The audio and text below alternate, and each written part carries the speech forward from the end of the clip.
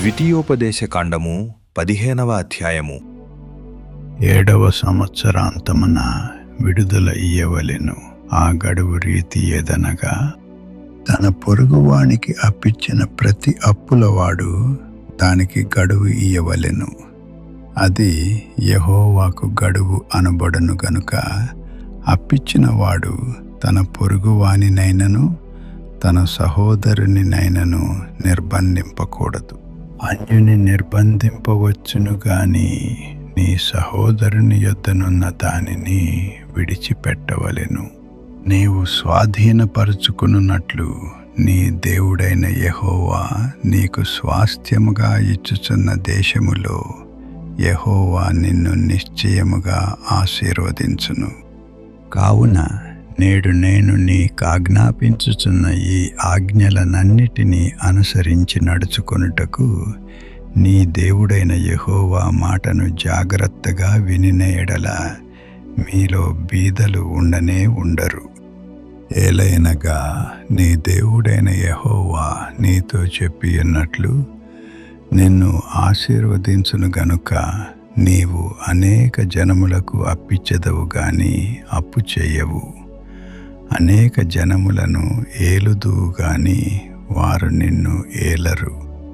నీ దేవుడైన యెహోవా నీకిచ్చుచున్న దేశమందు నీ పురములలో ఎక్కడనైనను నీ సహోదరులలో ఒక బీదవాడు ఉండిన ఎడల బీదవాడైన నీ సహోదరుని కరుణింపకుండా నీ హృదయమును కఠినపరచు కొనకూడదు.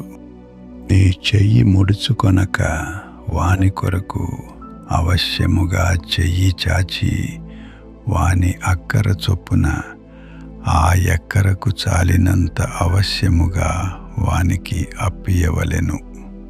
విడుదల సంవత్సరమైన 7వ సంవత్సరము సమీపమైనదని చెడ్డ తలంపు నీ మనస్సులో పుట్టకయుండునట్లు జాగ్రత్త పడుము. బీదవాడైన నీ సహోదరుని ఎడల కటాక్షము చూపక నీవు వానికేమియు ఇయ్యకపోయిన ఎడల వాడొకవేళ నిన్ను గూర్చి యెహోవాకు మొర్రపెట్టును, అది నీకు పాపమగును. నీవు నిశ్చయముగా వానికి ఇవ్వవలెను. వానికిచ్చినందుకు మనస్సులో విచారపడకూడదు. ఇందువలన నీ దేవుడైన యెహోవా నీ కార్యములన్నిటిలోనూ నీవు చేయు ప్రయత్నములన్నిటిలోనూ నిన్ను ఆశీర్వదించును. బీదలు దేశములో ఉండకమానరు. అందుచేత నేను నీ దేశములోనున్న నీ సహోదరులకు దీనులకును బీదలకును అవశ్యముగా నీ చెయ్యి చాపవలెనని నీకాజ్ఞాపించుచున్నాను. నీ సహోదరులలో హెబ్రీయుడే గాని హెబ్రీయురాలే గాని నీకు అమ్మబడి 6 సంవత్సరములు నీకు దాస్యము చేసిన ఎడల 7వ సంవత్సరమున వాని విడిపించి నీ యొద్ద నుండి పంపివేయవలెను. అయితే వాని విడిపించి నీ యొద్ద నుండి పంపివేయినప్పుడు నీవు వట్టి చేతులతో వాని పంపివేయకూడదు. నీవు ఐగుప్తు దేశములో దాసుడవై ఉన్నప్పుడు నీ దేవుడైన యెహోవా నిన్ను విమోచించినని జ్ఞాపకము చేసుకొని నీ మందలోను నీ కళ్ళములోను నీ ద్రాక్షగానుగలోను కొంత అవశ్యముగా వానికి ఇవ్వవలెను. నీ దేవుడైన యెహోవా నిన్ను ఆశీర్వదించి నీ కనుగ్రహించిన దానిలో కొంత వానికి ఇవ్వవలెను. ఆ హేతువు చేతను నేను ఈ సంగతి నేడు నీకాజ్ఞాపించియున్నాను.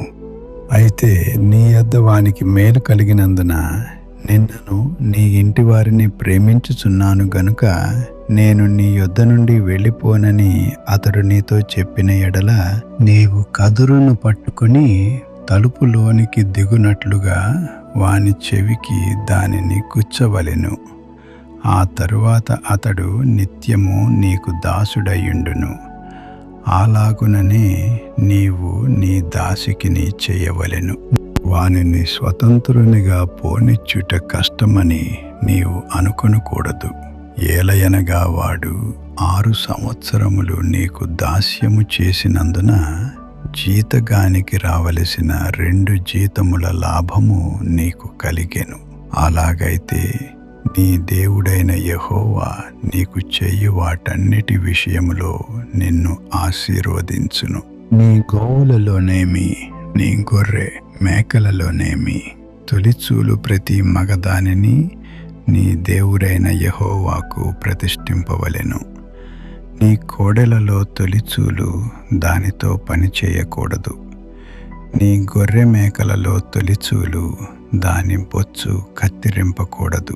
యెహోవా ఏర్పరచుకుని స్థలమున నీవును నీ ఇంటి వారును నీ దేవుడైన యెహోవా సన్నిధిని ప్రతి సంవత్సరము దానిని తినవలెను. దానిలో లోపము అనగా దానికి కుంటితనమైనను గ్రుడ్డితనమైనను మరి ఏ లోపమైనను ఉండిన ఎడల నీ దేవుడైన యెహోవాకు దాని అర్పింపకూడదు.